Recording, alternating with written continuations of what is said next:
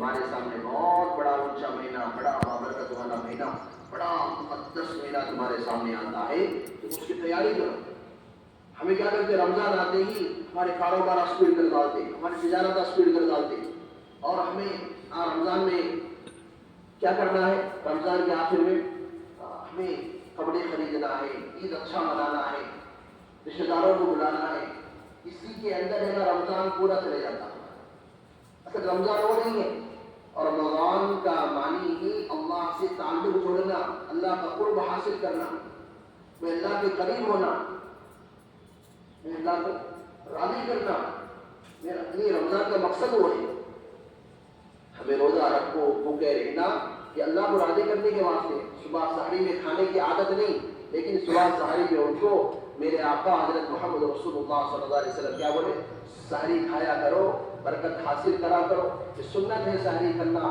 تو لوگ ہے نا ذوق بذوق اٹھتے ہیں اور سحری کرتے ہیں، اور پورا دن پیاسے، یعنی کھانا کھانے کا تقاضا ہوتا، بھوک کا تقاضا ہوتا، لیکن بندہ میرا اللہ دیکھتا ہے، میرا اللہ انہیں بھوکا رہنے کے لیے کہا، آدمی اپنے آپ کو انہیں بچاتا ہے، کہاں پیاسا رہنا۔ تو آدمی اس طرح روزہ رکھنے سے گناہوں سے بچنے کا ایک آسان راستہ مل جاتا ہے۔ جب آدمی کا پیٹ بھرتا ہے تو پیٹ بھرنے پر آدمی کو گناہوں کا امنگ پیدا ہوتا ہے۔ جب معدہ بھر جاتا ہے تو وہ تقاضا کرتا ہے کہ میری کچھ ایسے باتیں سوچے، ایسے کام کرے۔ جب بھوکا اپنے آپ کو پیٹ بھوکا رہتا ہے، ہمارے اللہ والوں کا ایک راز یہ بھی ہے، تو مہینے میں 2-3 دن کیا روزہ رکھتے تھے، ہر مہینہ ایک عادت یہ بھی ہوتی تھی۔ اس لیے ہمیں روزہ رکھنے سے آدمی کو اس کی ذہن کی سوچ بدلتی ہے، دل کے اندر اللہ کی محبت آ جاتا ہے، اور عبادت کے اندر خاص طور پر کثرت ہونا ہے۔ ہماری عبادت جیسے ہمیں کیا ہے، باغری فجر میں آئے تو 2 رکعت نماز پڑھ لیے چلے گئے، ظہر میں آئے 4 رکعت نماز پڑھ لیے چلے گئے، عصر میں آئے 4 رکعت پڑھ لیے، مغرب میں 3 رکعت پڑھ لیے، عشاء کی نماز پڑھ کے چلے گئے۔ ایسا نہیں، بلکہ باقی دنوں میں بھی یہ نمازیں ہوتی ہیں۔ ایسے ہی ہمارے نوافل جو نفل نماز ہے اس کے اندر ہمارا کثرت ہونا ہے، اور جب مسجد کے ماحول میں ہم لوگ آتے ہیں تو ہمیں اپنے امام سے تعلق جوڑنا کہ ہم نماز سیکھنا ہے۔ آج امت کیا ہے، دیکھی دیکھی عبادت کرتے ہیں، انہوں بھی رکوع کریں ہمیں بھی رکوع کریں، وہ سجدہ کریں ہمیں بھی سجدہ کریں، نماز سیکھنے کے ڈھنگ ہمارے اندر نہیں ہے۔ تو اللہ والوں نے، میرے عزیز دوستو، ہر چیز دیکھ کر، سیکھ کر، پریکٹس کر کے کیا جاتا ہے۔ پھر اللہ کا اتنا بڑا حکم اور اللہ کا عالیشان عبادت جب ہمیں اس کو کیسے ادا کرتے ہیں، دیکھیے ہمارے سجدے میں جان نہیں، ہمارے رکوع میں جان نہیں، ہماری دعاؤں میں اثر نہیں، کیا مانگنا ہے وہ بھی ہمیں معلوم نہیں ہے۔ تو اس لیے میرے عزیز دوستو، ہمیں ہمارا جو قیمت یہ وقت رمضان المبارک کے مہینے میں روزہ رکھ کر ہمیں جو وقت ہمیں گزارتے ہیں، تو ہمیں سنتوں کی، نوافلوں کی بھی ہماری پابندی ہے۔ سنتوں کی جب ایک کے بدلے میں 70 ہے تو کون جی اس کو چھوڑنے کا، کیا جی، ایک نیکی کرے تو 70 نیکی کے برابر۔ اگر وہ دنیا کی ابھی اس کی قیمتیں ہمیں معلوم نہ ہونے وجہ سے ہمیں چھوڑتے ہیں۔ اگر ہمیں دنیا کی کاروباروں میں ایک کے بدلے میں 70 ملتا ہے تو ایک کے بدلے میں 10 بولے تو بھی چھوڑتے ہیں، ہمیں لینا لگ جاتے ہیں، کتاب لگ جاتا۔ کہیں بولے تو دنیا کی قیمت نہیں، دنیا کا جو پیسہ ہے، دنیا کا مال ہوتا ہے، اس کی قیمتیں ہمیں معلوم ہونے کی وجہ سے، لیکن نیکی کا جو قیمتی، نیکی کا جو وزنی ہے وہ ہمیں معلوم نہیں ہے۔ نیکی ہمیں کدھر سے کدھر لے جاتا ہے، نیکی ہمیں کتنا مرنے کے بعد ساتھ دیتا ہے، تو وہ معلوم ہو جاتا تو میرے دوستوں ہمارا عمل الگ ہوتا۔ اس لیے اللہ کے نبی صلی اللہ علیہ وسلم کی زندگی ہمارے سامنے ہے کہ ہر وقت اللہ کے نبی صلی اللہ علیہ وسلم رجب کے مہینے سے ہی کیا کرتے تھے، رمضان کی خوب تیاری کراتے تھے۔ جیسے ہی رمضان کا چاند دیکھتے تو اپنے کمر کو مضبوط باندھتے اور خوب رات دن ایک کر کے عبادت کرتے تھے۔ یعنی نیکی کمانے کا سیزن ہے۔ سیزن میں آدمی کا چوکنا کیسا ہوتا ہے، اس کی توجہ کیسے ہوتی ہے، ایسے اللہ کے نبی صلی اللہ علیہ وسلم اور صحابہ کرام کو، اور ایسے ہی اس رمضان المبارک کے مہینے کے اندر پہلا عشرہ بڑا مبارک، یعنی بڑا رحمت کا، برکت کا، اس کے اندر اللہ کے نبی صلی اللہ علیہ وسلم خوب عبادت کرتے تھے. ہم بھی ہمارے اس امت پر بھی خوب عبادت کرنا ہے. اللہ تعالیٰ اس امت کے روزے داری کے اوپر بڑے بڑے انعامات کا وعدہ کیا، بڑے انعامات. یہاں تک کہ دریا میں رہنے والے جانور جو مچھلیاں ہیں وہ بھی روزے داروں کے لیے دعا کرتی ہیں. یعنی دنیا کے اندر پورے 18,000 مخلوق ہیں. 18,000 مخلوق میں سے صرف 6,000 مخلوق زمین کے اوپر ہے، 12,000 مخلوق پانی کے اندر ہے. اس ساری مخلوق روزے داروں کے لیے دعا کرتی ہے، ساری مخلوق.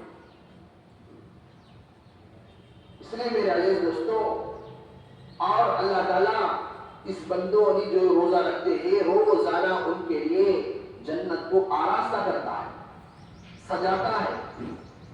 جیسا ایک باپ اپنے بیٹے کے لیے گھر بناتا ہے تو وہ گھر بنانا ایک الگ ہوتا ہے، اور اس کا جو بیڈ روم ہوتا ہے، اس کا جو رہنے کا کمرہ ہوتا ہے، اس کو الگ سجاوٹ ہوتی ہے. اس کی یعنی بیٹے کا نکاح کرتا ہے تو اس کے لیے کیا ہوتا ہے، اس کے روم کی سجاوٹ الگ کرتا ہے. ایسے ہی اللہ تبارک و تعالیٰ بندے کے روزانہ اس کی جنت کو، جنت میں رہنے کی جگہ کو، اس کے گھر کو اللہ روزانہ سجاتا ہے. پھر اللہ اپنے بندے کے گھر کو سجاتا ہے تو کیسے سجائے گا؟ نہیں، اس کی سجاوٹ الگ ہوتی ہے، اس کی بناوٹ الگ ہوتی ہے. ارے وہ جنت کے اندر اللہ نے ایسے گھر بنایا ہمارے لیے، ایک اینٹ سونے کی، ایک اینٹ چاندی کی، مشک اور جعفران سے اس کی بناوٹ، یعنی جو بیچ میں ڈال کر اس کو بنائی جاتی ہے. تو میرے عزیز دوستو، اللہ تعالیٰ کی جو انعامات ہیں اس امت پر، انعامات کی بارش برسی. اور اللہ تعالیٰ کی نام یہ بھی بولتا ہے کہ روزے دار کے منہ کی بدبو، روزے دار کے منہ کی بدبو مشک سے بھی زیادہ پسندیدہ ہے. روزے دار، ارے بدبو آدمی، یعنی ہمارا دین اسلام پاکیزہ ہے، صاف ستھرے کو اللہ تعالیٰ پسند فرماتے ہیں. وضو کرنا بھی صاف ستھرا رہنا، وضو کرنا بھی پاکیزہ ہے، غسل کرنا بھی پاکیزہ ہے. آدمی ایمان والا ہر وقت بھی پاکیزہ رہنا، کیونکہ اللہ پاک ہے، پاکیزگی کو اللہ تعالیٰ پسند کرتا ہے. یہاں تک فرمایا پاک رہنا آدھا ایمان ہے. پاک رہنا نصف ایمان، آدھا ایمان ہے پاک رہنا. لیکن جب آدمی روزہ رہتا ہے تو اس کا پیٹ کا جو معدہ ہوتا ہے، تھیلی، خالی ہوتا ہے. خالی ہونے کے بعد کیا ہوتا، اس کے اندر سے جو بدبو منہ سے نکلتا ہے، اس کا بھی اللہ کے لیے وزن ہے، اس کا بھی اللہ کے لیے وزن ہوتا ہے. مشک سے بھی زیادہ اللہ کو پسند ہے، مشک سے بھی زیادہ. کل قیامت کے دن آدمی جنت میں جانے کے بعد اس وقت معلوم ہوگا روزے دار کی منہ کی بدبو اللہ تعالیٰ کو مشک سے زیادہ کیوں پسند ہے. تو میرے دوستو، ایسے ہی اللہ تعالیٰ انعامات کی بارش کو برسایا، جنت کو سجایا. اب امت کو چاہیے کہ ہم اپنے روزہ کو کیسے رکھنا ہے. جھوٹ بولنا، غیبت کرنا، ان سارے چیزوں سے ہمیں بچنا بہت ضروری ہے. ایک مرتبہ اللہ کے نبی صلی اللہ علیہ وسلم کے پاس دو عورتوں کو لایا گیا. تو اللہ کے نبی صلی اللہ علیہ وسلم سے پوچھے کیا بات ہے. فرمایا ان کو پیٹ میں درد ہو رہا. کیا ہو رہا؟ پیٹ میں اتنی زیادہ پیٹ میں درد ہو رہا. اللہ کے نبی صلی اللہ علیہ وسلم نے ایک برتن منگوایا اور ان کو کہا اس میں خی کرو. تو خی کیا گیا تو کیا اس میں سے گوشت کے ٹکڑے نکلے. تو فرمایا اللہ کے نبی صلی اللہ علیہ وسلم ہم تو صبح سحری میں گوشت نہیں کھائے، ہمیں گوشت کھائے نہیں، لیکن تعجب کیا ہے، برتن میں آپ خی کرو بولے تو گوشت کے ٹکڑے نکلے. تو فرمایا اللہ کے نبی صلی اللہ علیہ وسلم نے آپ نے روزہ رکھا اور کیا کرے تمہیں؟ دوسروں کے بارے میں غیبت بول لیتے ہیں، دوسروں کے بارے میں چاڑیاں بول لیتے ہیں، دوسروں کے بارے میں کیا کرتے ہیں؟ ان کی پیٹھ کے پیچھے برائی بولتے ہیں. تو ایسا ہے کہ اپنا سگا بھائی کا گوشت نوچ نوچ کر کھانے کے برابر ہے. اسی کا اثر وہ یہی اسی کا اثر ہے. تو میرے دوستوں، رمضان المبارک کے مہینے میں ہمیں بڑی احتیاطی کے ساتھ، میں اور کھل کر کہتا ہوں کہ ایک ایک لمحہ، ایک ایک سیکنڈ ہمارا بڑا قیمتی ہے. ہمارا ایک روزانہ کا ایک معمول ہونا چاہیے. صبح سحری سے پہلے، سحری میں طویل وقت لے کر اٹھے، سحری کے وقت میں جلدی اٹھے، اور اٹھ کر ہمارا معمول یہ ہونا کہ یہ نہ کہیں کہ امام صاحب نے بولا کہ روزے دار کے منہ کی بدبو مشک سے بھی زیادہ ہے، ہمیں منہ برش نہیں کرتے. ایسا نہیں، برش کرتے ہو، ہمیں کیا کرنا، منہ اچھا صفائی کرنے کو، اور روزانہ کا ایک معمول بنانا کہ تہجد پڑھنا. ہے کیا کرنا؟ تہجد یہ اللہ والوں کی عادت ہے، اللہ والوں کی عادت ہے. اللہ مرادی کرنے کے لیے ایک خاص عبادت ہے. اللہ کے نبی صلی اللہ علیہ وسلم کو اللہ تعالیٰ بار بار تاکید کرتے تھے، اتنا تاکید کہ اللہ کے نبی کو گمان ہوا کہ یہ نماز میں فرض ہو جاتی کیا تھی. اس لیے رمضان میں ہمیں موقع ملتا، ہمیں سستی کاہلی کو دور کر کو کم سے کم 2 رکعت 4 رکعت یا تہجد کی اس پورا مہینے کی ہمیں عادت ڈالیں گے تو رمضان کے بعد انشاءاللہ ثم انشاءاللہ ہمیں فجر کی نماز جماعت کے ساتھ پڑھنے کی استطاعت توفیق اللہ ضرور دے.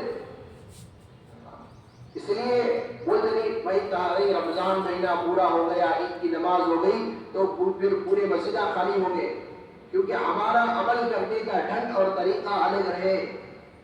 اگر ہمیں رمضان میں تہجد کی پابندی کرتے تو ہمارا جسم غیر رمضان میں رمضان کے بعد ضرور تقاضا کرتا کہ اٹھ اللہ کا حکم پورا کرنا.